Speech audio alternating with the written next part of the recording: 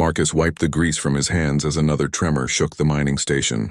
The emergency lights cast eerie shadows across the maintenance bay, and the constant howling of Kepler 442b's eternal winter winds made concentration nearly impossible. 3 months he'd been stuck on this frozen hellscape, fixing the atmospheric processors that kept the colony's domes habitable. The pay was good, but the isolation was driving him slowly insane. The tremors had been getting worse over the past week.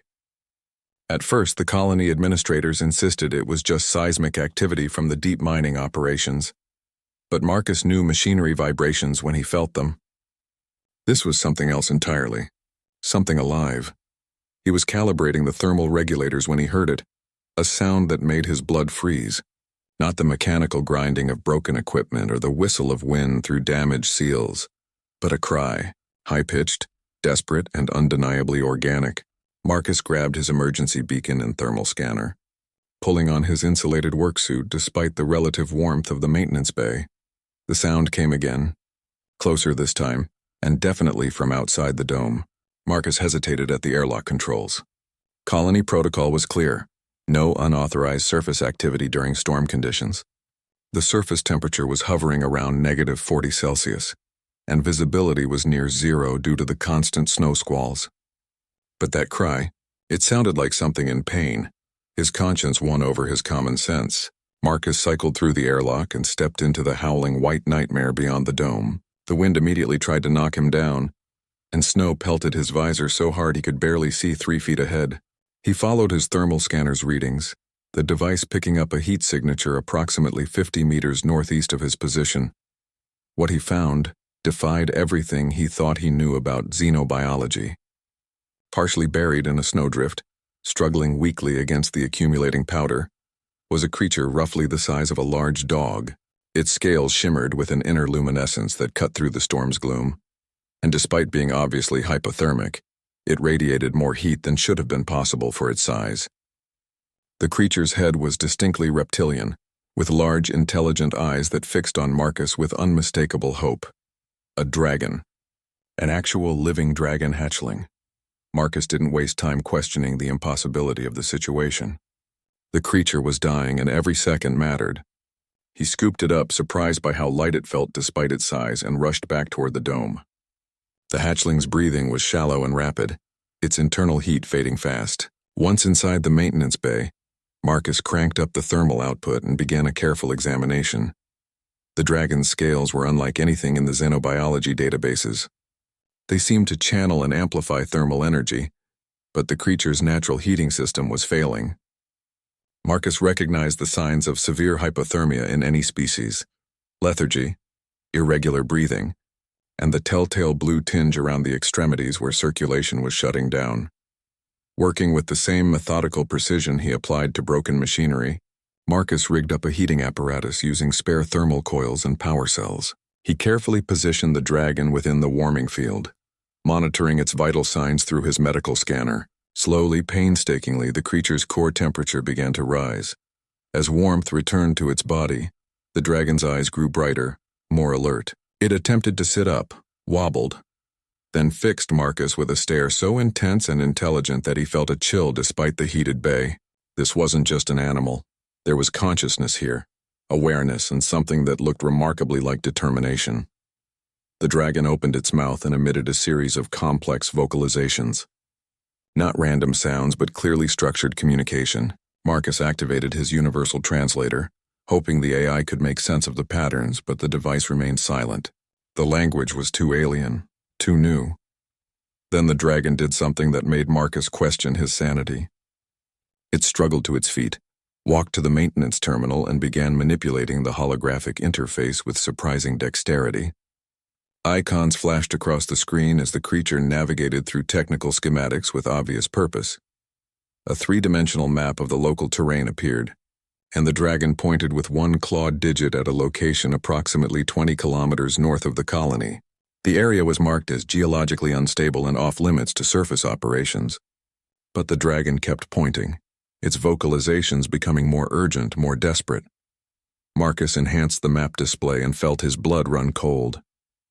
The seismic readings from that area showed a massive subsurface collapse that had occurred exactly 1 week ago. the same time the tremors had started. Something was buried down there, something big, and this hatchling was trying to tell him about it. The dragon's mother. Understanding flooded through Marcus like ice water. This wasn't just a lost creature seeking shelter. This was a child trying to save its parent. And somehow it had identified him as the only being on this frozen world with the skills and equipment to help. The hatchling's journey through the blizzard hadn't been random wandering. It had been a deliberate search for assistance. Marcus looked into those alien eyes and saw something he recognized. The desperate love of a child for its parent, and an unshakable faith that somehow, against all odds, help could be found. The same faith he'd had as a boy when his own father had been trapped in a mining accident. The same faith that had driven him to become an engineer in the first place. The rational part of his mind cataloged all the reasons this was impossible. The distance, the weather, the unknown dangers of the collapse site, and the fact that he was just one human with a maintenance kit and a determination that bordered on foolishness. But the dragon was still pointing at the map, still looking at him with those trusting eyes, and Marcus found himself nodding. "All right, little one," he said softly, knowing the dragon couldn't understand his words but hoping his tone conveyed his meaning. "Let's go save your mother." Preparing for a rescue mission in the middle of a planetary winter storm required the kind of creative engineering that Marcus had learned during his years working disaster sites across the galaxy. The colony's emergency supplies were designed for short-term survival, not extended surface operations in conditions that could kill an unprotected human in minutes. Marcus spent the next 6 hours converting the maintenance bay into a mobile command center. He stripped thermal coils from 3 different atmospheric processors, jerry-rigged a portable power supply from backup fuel cells, and fabricated a makeshift shelter using reinforced plasteel panels and emergency heat generators. The dragon watched every move with intense curiosity, occasionally making soft chirping sounds that Marcus had begun to interpret as approval. The most challenging problem was transportation. The colony's surface vehicles were designed for short-range operations in moderate weather, not 20-kilometer treks through blizzard conditions. Marcus solved this by reinforcing the primary maintenance crawler with additional shielding and doubling its power output. The modifications would probably burn out the engine after a single trip, but one trip was all they needed. As he worked, Marcus found himself talking to the dragon, explaining each modification and decision. The creature seemed to understand far more than should have been possible, occasionally moving to hand him tools or pointing out potential problems with his jury-rigged systems. Its intelligence was unsettling and wonderful in equal measure. "You know, little one," Marcus said as he calibrated the thermal regulation system. Back on Earth, dragons were considered mythical creatures, legends told by humans who'd never seen the real thing. But here you are, real as the metal in my hands and more determined than most humans I've known. The dragon tilted its head and made a sound that almost resembled laughter. Then it walked to the communications console and began manipulating the controls again. This time, it pulled up the colony's linguistic analysis database and began playing recorded snippets of human speech. It was trying to learn. Marcus paused in his work, watching in amazement as the creature systematically worked through pronunciation guides and basic vocabulary. Within an hour, it had progressed from random sound mimicry to recognizable word fragments. The learning speed was phenomenal, suggesting a cognitive capacity that far exceeded even enhanced human intelligence. "Marcus," the dragon said suddenly, its voice like wind chimes in a gentle breeze. The pronunciation was imperfect but unmistakably intentional. Marcus nearly dropped his welding torch. "You know my name?" The dragon pointed at the identification badge on his work suit, then at itself. "Zara," it said carefully. Zara, Marcus repeated, and the dragon's eyes brightened with obvious pleasure. "It's nice to meet you properly, Zara." Their conversation was necessarily simple, but communication opened up new possibilities for the mission. Zara could provide real-time information about her mother's condition and the specifics of the collapse site. More importantly, she could guide them through the treacherous terrain using senses that human technology couldn't replicate. Marcus learned that Zara's species possessed natural geological awareness, able to sense underground structures and potential hazards through vibrations and electromagnetic fields. Her mother had been hunting deep beneath the surface when the collapse occurred, trapped but still alive. The seismic tremors the colony had been experiencing were actually her mother's attempts to dig free. Mother, strong, Zara explained in her improving English. But hurt, time, running. The urgency in her voice motivated Marcus to work faster. He finished the crawler modifications and loaded their equipment. Thermal lances for cutting through debris, structural supports for stabilizing unstable areas, medical supplies for treating crush injuries, and enough emergency rations and heating fuel for a week-long operation. As they prepared to depart, Marcus sent a coded message to the colony administrator, reporting equipment malfunction and requesting 48 hours to complete repairs. It wasn't exactly a lie. He was certainly dealing with a malfunction in the normal order of things. The crawler lurched into motion as they left the relative safety of the dome. Outside, the storm had intensified, turning the world into a white void where visibility dropped to mere meters. Marcus relied on the vehicle's navigation system and terrain-following radar, while Zara provided intuitive guidance that often proved more accurate than his instruments. "Left here," she would say, pointing toward what looked like identical wasteland in every direction. But each time Marcus followed her directions, they avoided hidden crevasses or areas where the crawler's weight would have triggered avalanches. The journey became a testament to the difference between human technology and alien intuition. Marcus's equipment could measure and analyze the environment, but Zara could feel it, understanding the subtle rhythms and patterns that no sensor could detect. Together, they navigated dangers that would have stopped either of them alone. Halfway to their destination, they encountered their first major obstacle. A massive ice ridge blocked their path, too high to climb and too solid to break through with their equipment. Marcus began calculating alternative routes, but Zara had a different solution. She climbed out of the crawler despite Marcus's protests and approached the ice wall. Her scales began to glow brighter and the air around her shimmered with heat. She pressed her small hands against the ice and steam began to rise. Where she touched, the ice didn't just melt. It sublimated directly into vapor, creating a passage just wide enough for the crawler. "How?" Marcus asked in amazement. "Dragon gift," Zara replied simply. "Heat from inside.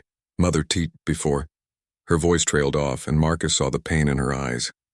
She was just a child, separated from her parent in a hostile environment, relying on a stranger from an alien species to help with a rescue that seemed impossible. But she hadn't given up, hadn't despaired. Instead, she had taken action, found help, and was now leading that help through dangers that would have terrified adults of any species. As they continued through the passage Zara had created, Marcus felt a profound shift in his understanding of courage. He'd always thought of bravery as a human trait, something that set his species apart in the galaxy. But watching this young dragon face impossible odds with unwavering determination, he realized that courage wasn't uniquely human at all. It was universal.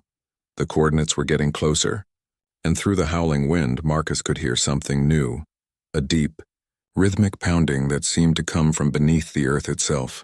Zara's mother was still fighting, still trying to dig her way to freedom. "Hold on," Marcus whispered, not sure if he was talking to the trapped dragon or to himself. "We're coming." The collapse site was worse than Marcus had imagined. What should have been a simple valley was now a chaotic landscape of broken stone, twisted metal, and ice formations that defied natural physics. The mining operation that had been here was completely obliterated, buried under millions of tons of debris that formed an unstable mountain of destruction. Marcus parked the crawler at a safe distance and activated his geological scanners. The readings were nightmarish. The entire area was essentially a house of cards held together by ice and friction. One wrong move could trigger a secondary collapse that would bury them alongside Zara's mother. "Where?" Marcus asked, gesturing at the devastation. Zara closed her eyes and placed her small hands on the ground. Her scales flickered with soft bioluminescence as she extended her senses deep into the earth. After several minutes, she opened her eyes and pointed to a spot roughly 200 meters from their position, near the center of the debris field. "There," she said. "Deep, very deep. But—" She struggled for the words in English, then switched to her own language, producing a series of complex harmonics that his translator still couldn't interpret. Marcus enhanced his scanner resolution and focused on the area Zara had indicated. What he found made his blood run cold. The trapped dragon was buried under nearly 50 meters of debris, in a pocket that was slowly but steadily shrinking. Worse, the life signs his equipment detected were growing weaker with each scan. Time? He asked Zara. She listened to sounds no human ear could detect, feeling vibrations that registered far below the threshold of his instruments. Hours, she said finally. Not many. Marcus began calculating rescue scenarios in his head. Traditional excavation would take days and require equipment he didn't have. Controlled demolitions were impossible in such unstable conditions. Direct drilling might trigger the very collapse they were trying to prevent. But humans had earned their reputation in the galaxy, not through having the best technology or the strongest bodies, but through their ability to find solutions when no solutions should exist. Marcus looked at the impossible situation and began to see possibilities. Zara, he said, I need to understand your abilities better. The heat you generate, how precise can you make it? Can you focus it into a narrow beam? She nodded eagerly. Yes, Mother, teach. Surgical heat. For hunting, for... She made a gesture that Marcus interpreted as delicate work. An audacious plan began forming in Marcus's mind. Instead of trying to move the debris, they could create a tunnel through it. Zara's focused heat could bore passages too narrow to trigger structural collapse, while Marcus's thermal lances could clear larger obstacles. It would be dangerous, requiring them to work inside the unstable debris field, but it was their only chance. Marcus spent an hour fabricating specialized equipment from their supplies. He created a portable atmospheric processor to ensure they had breathable air in the tunnels, rigged motion sensors to detect dangerous shifts in the debris, and fashioned a communication system that would keep them in contact throughout the operation. This is going to be dangerous, he explained to Zara as they approached the entry point he'd selected. If the debris shifts while we're inside, we could be trapped too. Zara looked at him with those large, intelligent eyes. Mother more important than safe, she said simply. The absolute certainty in her voice reminded Marcus why he'd become an engineer in the first place. Not for the comfortable jobs or the steady pay, but for moments like this, when technical skill could mean the difference between life and death for someone who mattered. They began boring into the debris field, working in careful coordination. Zara would heat specific points to create narrow passages, while Marcus used his tools to clear the resulting gaps and install temporary supports. The work was exhausting and terrifying, with the constant awareness that millions of tons of unstable material surrounded them. As they worked deeper, the sounds from below grew stronger. Marcus could hear the trapped dragon's labored breathing, the scrape of claws against stone, and something else, a low humming that seemed to resonate through the debris itself. Song, Zara explained when Marcus asked about the humming. Mother sings. To stay strong. To stay alive. The song was beautiful and heartbreaking, a complex melody that spoke of loss and hope and determination. Even without understanding the language, Marcus could feel the emotion in it.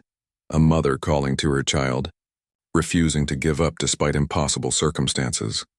They were 30 meters down when they hit their first major obstacle. A massive steel beam from the destroyed mining equipment blocked their path, too large to go around and too reinforced to cut through with their equipment. Marcus stared at the obstruction, trying to calculate alternatives, but Zara had a different approach. She placed both hands on the beam and began to glow brighter than Marcus had ever seen. The metal began to heat rapidly, passing through red-hot to white-hot and beyond, but instead of melting randomly, the beam began to reshape itself, bending and flowing like liquid while maintaining its structural integrity in the areas that mattered. How are you doing that? Marcus asked in amazement. Dragon gift, Zara replied, but her voice was strained with effort.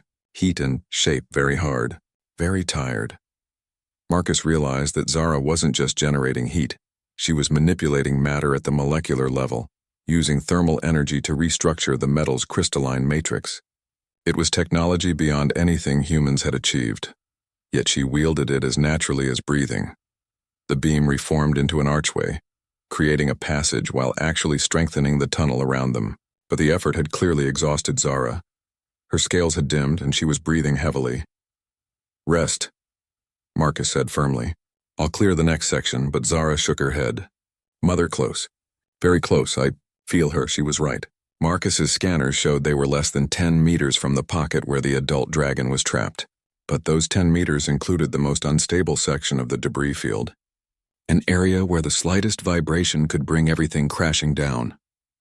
Marcus looked at his instruments, at the exhausted hatchling beside him, and at the dangerous tunnel ahead. Every rational calculation said they should retreat, call for proper equipment, and attempt a more conventional rescue. But the song from below was growing weaker, and he could see the desperation in Zara's eyes.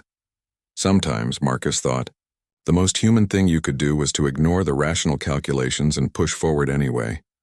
"All right," he said, checking his equipment one final time. "Let's go save your mother." The final approach required precision that bordered on the supernatural. Each movement had to be calculated to the millimeter, every vibration dampened before it could trigger a catastrophic shift in the debris. Marcus found himself working with a delicacy he'd never imagined possible, treating massive chunks of stone and metal as if they were made of spun glass. Zara's exhaustion was becoming critical, but her determination never wavered. When her heat generation began to falter, she switched to a different technique, using her natural geological senses to guide Marcus's tools with impossible accuracy. She would point to specific stress points where a carefully placed cut would actually strengthen the surrounding structure, or indicate areas where the debris was already shifting and needed immediate reinforcement. "There," she whispered, pointing to what looked like solid rock. "Crack, hidden, cut there. Make strong." Marcus trusted her completely now. His instruments couldn't detect the microscopic flaw she was indicating, but his thermal lance found it exactly where she said it would be. The controlled release of stress prevented what would have been a devastating structural failure. As they worked, Marcus began to understand that this rescue was teaching him something fundamental about engineering. Human technology was powerful but crude, designed to overwhelm problems through brute force and redundancy. Dragon abilities were subtle and elegant, working with natural forces instead of against them. Together, they could accomplish things that neither could achieve alone. The breakthrough came suddenly. Marcus's lance broke through the final barrier, and a rush of warm air flowed up through the tunnel. The trapped dragon's song became clearly audible, no longer muffled by layers of debris. But mixed with the melody was something that made Marcus's heart race, labored breathing and sounds of obvious distress. "Mother." Zara called down the tunnel, her voice bright with hope and dark with worry. The response was immediate, a complex harmonic call that even Marcus could recognize as a mixture of joy, relief, and urgent warning. The adult dragon was alive, conscious, and trying to communicate something important. Zara listened intently, then turned to Marcus with fear in her eyes. "Water," she said. "Rising water. Broken pipes from mining. Mother drowning." Marcus's scanners confirmed the nightmare scenario. The collapse had ruptured several high-pressure water lines, and the pocket where the dragon was trapped was slowly flooding. At the current rate, she would be completely submerged within hours. The rescue suddenly became exponentially more complex. They weren't just dealing with unstable debris now. They were racing against rising water in a confined space. Worse, any attempt to pump out the water would require creating larger openings that could trigger the very collapse they'd been so carefully avoiding. Marcus ran rapid calculations, considering and discarding dozens of potential solutions. Traditional rescue protocols were useless here. They needed something innovative, something that could work within the impossible constraints of the situation. "Zara," he said suddenly, "can your mother generate heat like you do? Enough to turn water into steam?" Zara's eyes brightened with understanding. "Yes, but weak now, hurt, hard to concentrate." Marcus saw the solution forming. If they could coordinate thermal generation between mother and daughter, they could create a controlled steam explosion that would blast an evacuation route through the debris.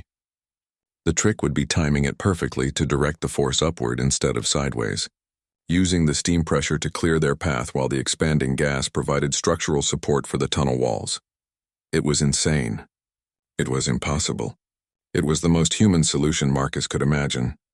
He began modifying his equipment with fevered intensity, creating thermal amplification dishes from scavenged metal, and rigging his power cells to provide coordinated energy pulses. Zara worked alongside him, her natural understanding of heat dynamics making up for his improvised engineering. "This has to be perfect," Marcus explained as they prepared the system. "Too little heat and we don't get enough steam pressure. Too much, and we bring down the entire debris field. We get one chance, Zara nodded solemnly. Understand. Perfect or all dead. The brutal honesty of her assessment was strangely comforting. Marcus had spent his career dealing with margin for error, backup systems, and multiple contingency plans. But sometimes the universe presented situations where perfection was the only option, and all you could do was rise to meet that impossible standard. Marcus positioned his amplification dishes while Zara descended into the tunnel to coordinate with her mother. The sounds that emerged were like nothing he'd ever heard, a complex dialogue of harmonics and resonances that spoke of love, desperation, and technical precision. They were working out the exact thermal parameters needed for their desperate gambit. When Zara emerged, her expression was grim but determined. Ready, she said. Mother says. Proud of me. Proud of human friend. Marcus felt an unexpected tightness in his throat. He'd been called many things in his career, but never a dragon's friend. It felt like an honor beyond anything his own species could bestow. Count of 3, he asked, his hand hovering over the activation controls.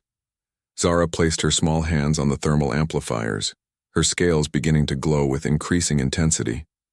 From below, the adult dragon's song shifted to a new frequency, one that made Marcus's bones vibrate with harmonious resonance. 1, Marcus said, watching his instruments register impossible thermal readings. 2, Zara whispered, her entire body now luminous with focused energy. From deep in the flooded pocket came an answering glow, faint but growing stronger as the adult dragon gathered her remaining strength for one final, desperate effort. 3, Marcus shouted, triggering his amplifiers at the exact moment Zara released her accumulated heat. The explosion was unlike anything Marcus had ever witnessed.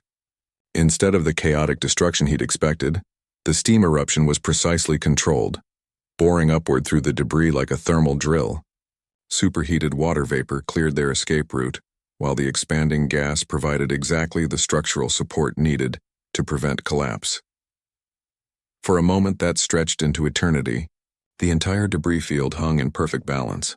Then, with a rumbling that shook the ground for kilometers, a massive section of the wreckage shifted upward, revealing a clear path to the trapped dragon below.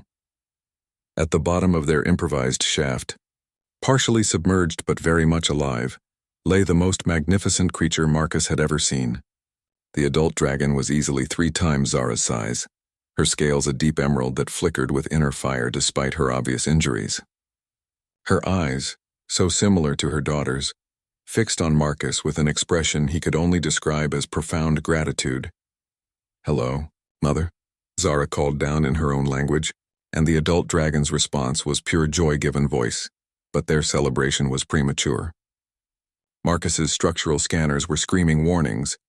Their thermal explosion had destabilized far more of the debris field than he'd calculated. They had minutes, perhaps less, before the entire area collapsed into the space they'd just cleared. We need to move, Marcus said urgently. Now. Getting the adult dragon out of the flooded pocket required engineering solutions that pushed both human technology and draconic abilities to their absolute limits. The creature was injured, weakened by days of entrapment and too large to fit through the tunnel they'd created. Meanwhile, the debris field around them groaned and shifted ominously, held in place by ice and structural supports that wouldn't last much longer. Marcus descended into the pocket using rappelling gear, his emergency lights illuminating the full scope of their challenge. The adult dragon was partially pinned under a massive concrete slab, her left wing clearly broken and her breathing labored. Water continued to rise around them, fed by ruptured pipes that his tools couldn't reach to repair. Easy, beautiful, Marcus said softly, approaching the injured dragon with his medical scanner. I'm here to help. The dragon's eyes tracked his movements with alert intelligence. When Marcus began examining her injuries, she remained perfectly still, somehow understanding that this strange alien creature was trying to help. The trust implicit in that stillness was both humbling and terrifying. One wrong move could undo everything they'd worked for. Zara splashed down into the pocket behind him, immediately rushing to her mother's side. The reunion was heartbreaking and beautiful, with soft harmonics passing between them that needed no translation. But underneath the joy, Marcus could hear urgency. The adult dragon was communicating vital information about her condition and the structural instability around them. She says, Zara translated haltingly, concrete, too heavy. Wing hurt but not broken completely. Can fly but need help moving the weight. Marcus studied the concrete slab with his engineer's eye. It was massive, easily several tons, positioned in such a way that any attempt to lift it conventionally would require heavy equipment they didn't have. But the slab was also part of what was keeping the pocket from completely flooding, serving as an accidental dam against the rising water. If we move this, the water level is going to rise fast, Marcus warned. We'll have maybe minutes before this whole area is underwater.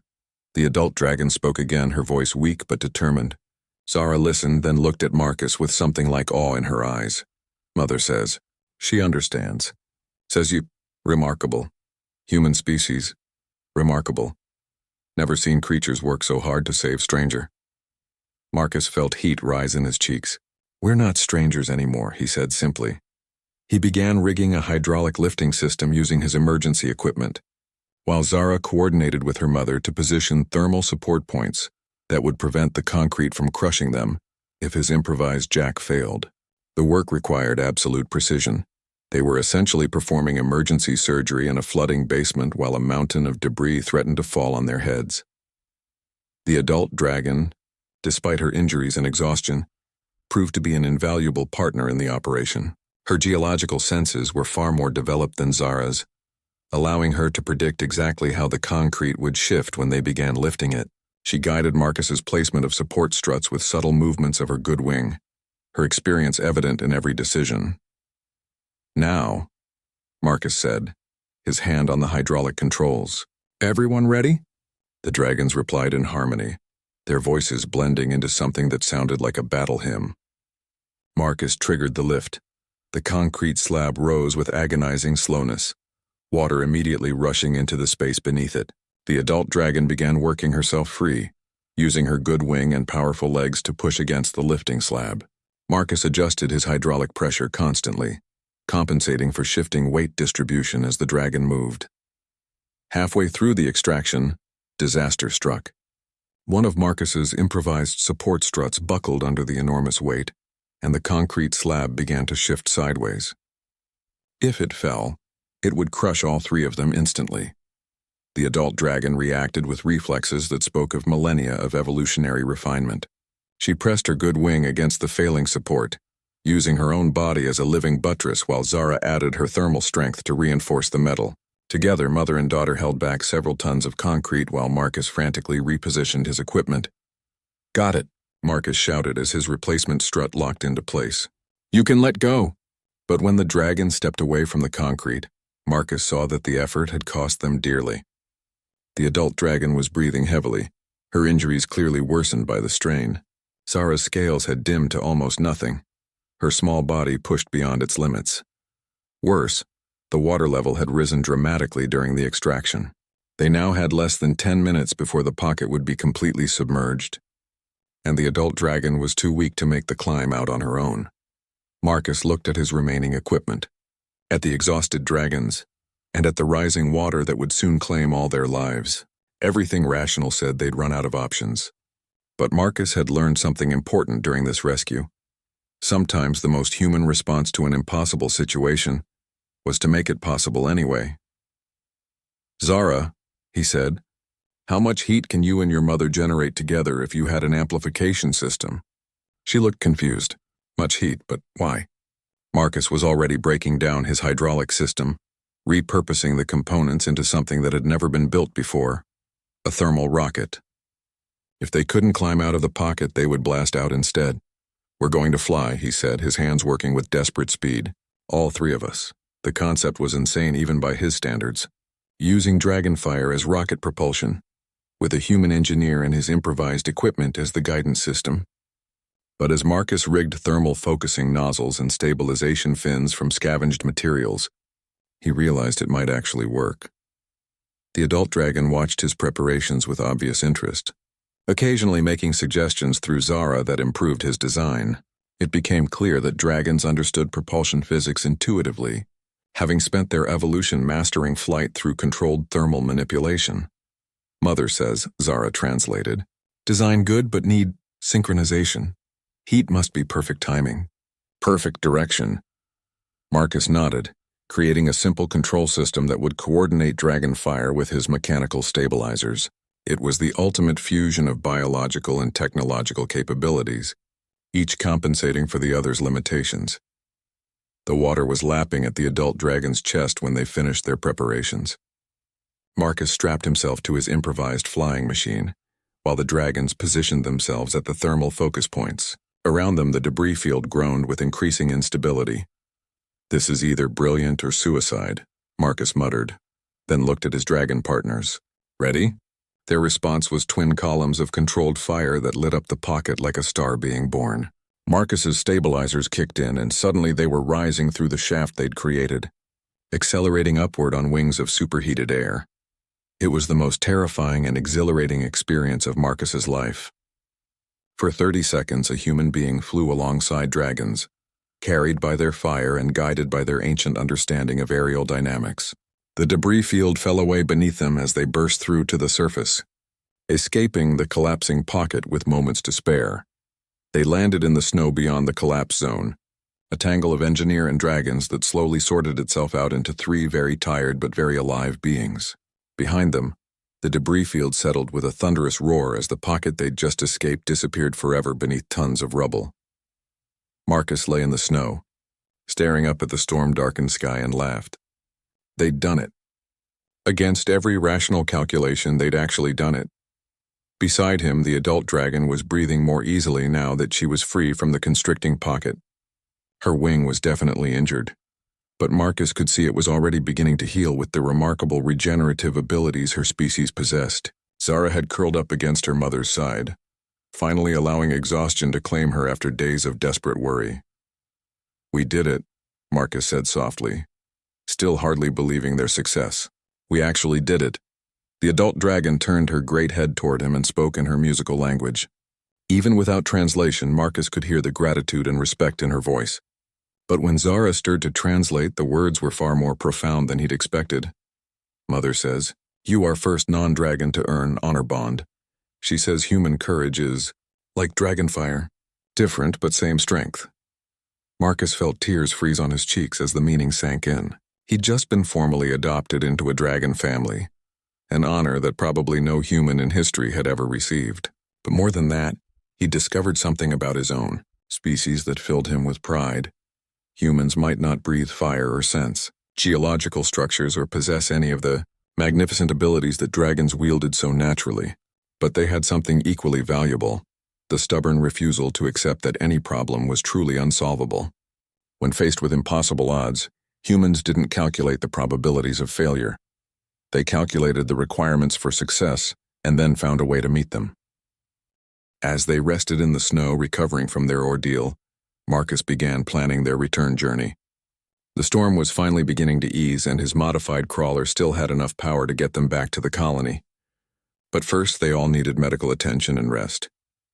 "Mother asks," Zara said sleepily, "if you will come with us when we leave this world.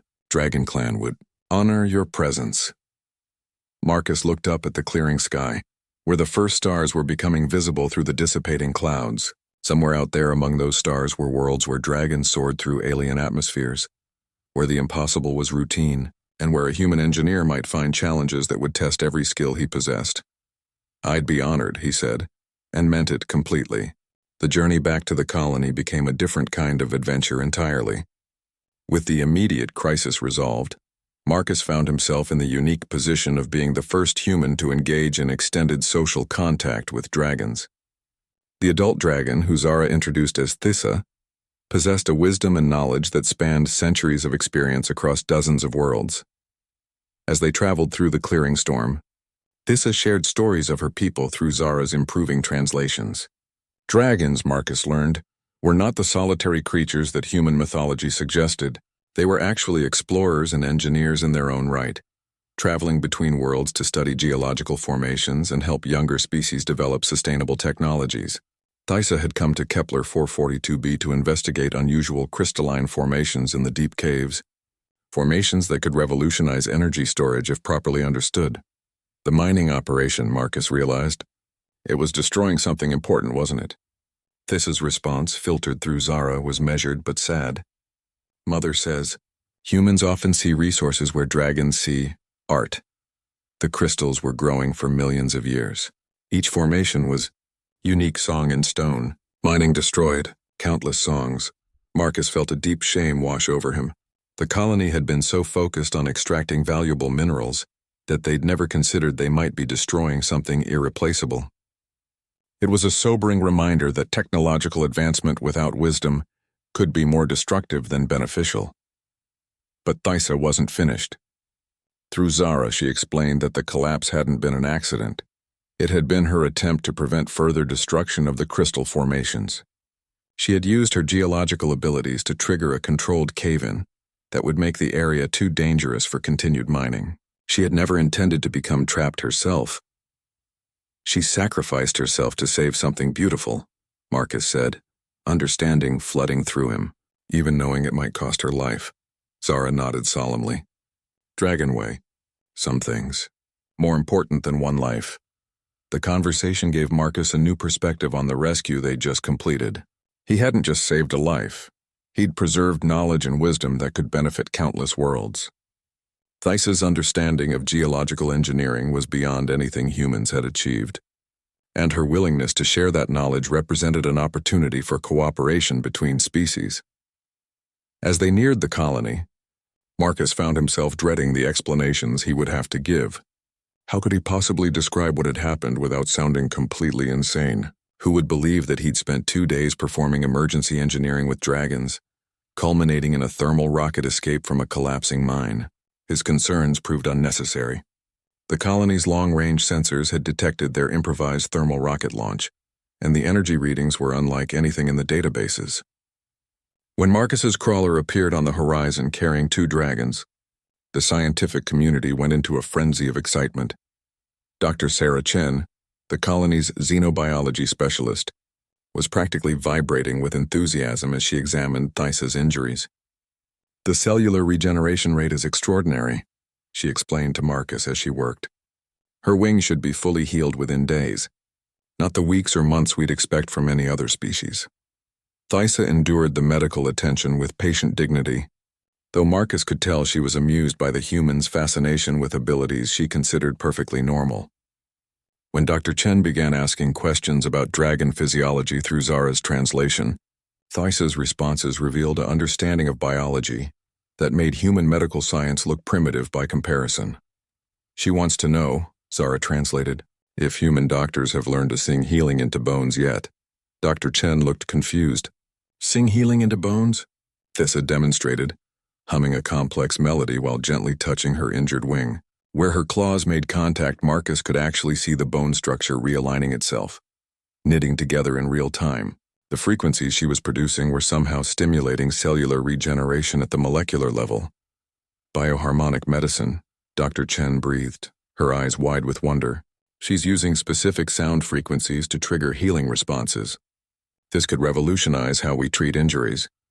But Thysa's contributions went far beyond medical knowledge. When Colony Administrator Williams brought her the mining surveys from the affected area, she was able to identify 17 different crystal formations that could provide clean energy for centuries. More importantly, she showed them how to extract the crystals without destroying their growth matrices, ensuring they would continue to develop and multiply.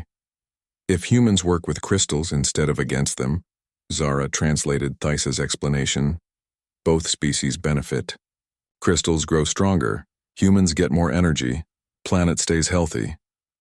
It was a perfect example of the difference between human and dragon approaches to problem solving. Humans had seen the crystals as a resource to be harvested.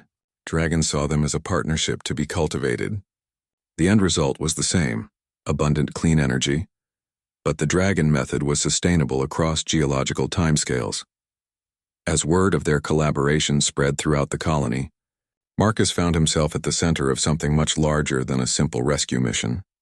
Scientists, engineers, and administrators all wanted to learn from Thysa's knowledge, while she seemed equally interested in human technology and problem-solving approaches.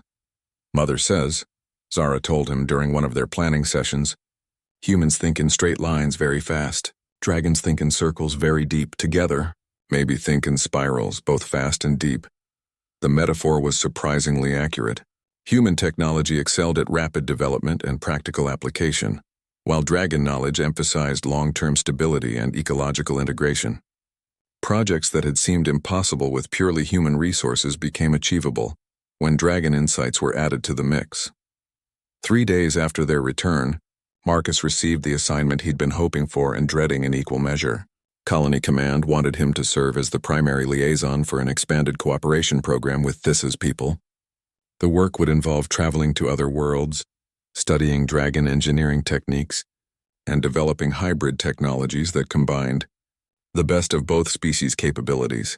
It was exactly the kind of opportunity that would define the rest of his career and potentially change the relationship between humans and dragons throughout the galaxy, but it also meant leaving behind everything familiar, stepping into a universe where he would always be the alien visitor in someone else's home. Marcus found Zara and Thysa in the observatory dome, where they had been spending their evenings studying the star patterns and planning their eventual departure from Kepler, 442b. When he explained the offer that had been made, both dragons listened with intense attention. "What do you think?" Marcus asked when he finished. "Would your people welcome a human engineer?" Thysa's response came not through translation but in careful English, the words pronounced with musical precision that made them sound like poetry. "Marcus, friend," she said, "dragons measure worth not by species but by heart." "Your heart?" She paused, searching for the right words. "Your heart burns like dragon fire. You will always have welcome among star dragons." The formal acceptance moved Marcus more deeply than any promotion or recognition he'd ever received from his own kind, but it was Zara's response that sealed his decision. "Besides," the young dragon said with the closest thing to a grin that her reptilian features could manage, "someone needs to teach dragon hatchlings how to think like humans. Fast thinking, straight lines, impossible solutions. Very useful skills." Marcus laughed, imagining himself as a teacher in some dragon academy among the stars, showing young aliens how to jury-rig thermal rockets and improvise solutions to impossible problems. It sounded like the most human job he could imagine. "When do we leave?" he asked. 6 months later, Marcus stood on the observation deck of the dragon transport vessel Ember's Song, watching Kepler 442b shrink to a point of light in the vast starfield behind them. The ship itself was a marvel that challenged everything humans thought they knew about space travel, grown rather than built, its living hull capable of self-repair and adaptation to different stellar environments. The journey had already taken them to 3 different worlds, each one teaching Marcus something new about the scope and sophistication of dragon civilization. On Thermax Prime, he had watched ancient dragons cultivate continent-sized crystal gardens that stored enough energy to power entire star systems. On Resonance, he had seen hatchlings barely older than Zara using harmonic engineering to reshape asteroid belts into habitable space colonies. But it was the work itself that had proven most rewarding. Marcus had discovered that his human approach to problem-solving, the willingness to attempt impossible solutions with inadequate resources, was exactly what dragon engineering had been missing. While dragon techniques were elegant and sustainable, they sometimes required centuries to implement. Human urgency and improvisation could achieve similar results in decades. The hybrid technologies they had developed together were already revolutionizing both civilizations. Thermal amplification systems that combined human electronics with dragon fire could terraform hostile worlds in years instead of millennia. Geological harmony scanners that merged dragon senses with human instrumentation could prevent natural disasters before they occurred. Emergency rescue protocols that blended human determination with dragon wisdom were saving lives across dozens of species. "Marcus, teacher," a young voice called from behind him. He turned to see Zix, one of the adolescent dragons he had been working with on advanced engineering techniques. Like all dragon students, Zix possessed an intuitive understanding of physics that left Marcus feeling primitive, but the young alien struggled with the concept of working within resource constraints. "The thermal capacitor problem," Zix continued in careful English. "I have designed perfect solution, but requires crystalline matrix that takes 50 years to grow properly." Marcus smiled. This was exactly the kind of challenge he had learned to love. "Show me your design," he said, leading Zix to the ship's engineering section. What the young dragon had created was indeed perfect. a thermal storage system that could capture and redistribute heat with 98% efficiency. But as Zix had noted, the crystalline components required decades of careful cultivation to achieve the necessary molecular precision. Now, Marcus said, studying the design with an engineer's eye, what if we didn't wait for perfect crystals? What if we used imperfect ones and compensated with active correction systems? The concept was alien to dragon thinking. Their species had always prioritized getting things exactly right the first time, building structures and systems that would last for geological ages. The idea of deliberate imperfection, followed by continuous adjustment, was revolutionary. Marcus began sketching modifications to Zix's design, showing how human-style feedback systems could maintain optimal performance even with substandard materials. The resulting hybrid system would be slightly less elegant than the dragon version, but it could be built immediately using resources they already had. Fascinating, Zix said, his scales flickering with the patterns that indicated deep thought. Human method sacrifices perfection for availability, but result is still functional. Different kind of perfect. It was observations like this that had made Marcus's role so valuable to dragon civilization. He wasn't just teaching engineering techniques. He was introducing an entirely different philosophy of creation. Dragons built for eternity, humans built for right now. Both approaches had merit, and the combination was proving more powerful than either alone. The breakthrough came when they reached Harmony Station, a massive dragon research facility orbiting a binary star system. The station was facing a crisis that perfectly illustrated the differences between human and dragon problem-solving. A critical harmonic resonator had failed, threatening the delicate gravitational balance that kept the station in stable orbit. The dragon solution required growing replacement components that would take 3 months to complete. The station would be destroyed long before then. Marcus studied the problem for 18 hours straight, then presented a solution that horrified and amazed the dragon engineers in equal measure. Instead of replacing the failed resonator, he proposed bypassing it entirely using a network of smaller, improvised harmonic generators positioned throughout the station. The system would be ugly, inefficient, and require constant maintenance, but it could be implemented in days using existing materials. This violates every principle of elegant engineering, Senior Engineer Korath observed as they implemented Marcus's plan. It should not work.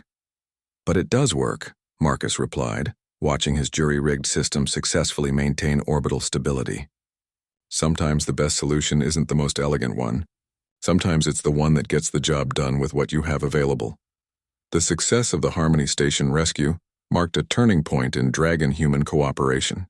Within weeks, engineering teams across the galaxy were requesting human advisors to help with problems that required immediate solutions. The concept of functional imperfection began spreading through dragon technical schools, taught alongside traditional methods as an alternative approach to crisis management. For Marcus, the work was more satisfying than anything he had ever accomplished.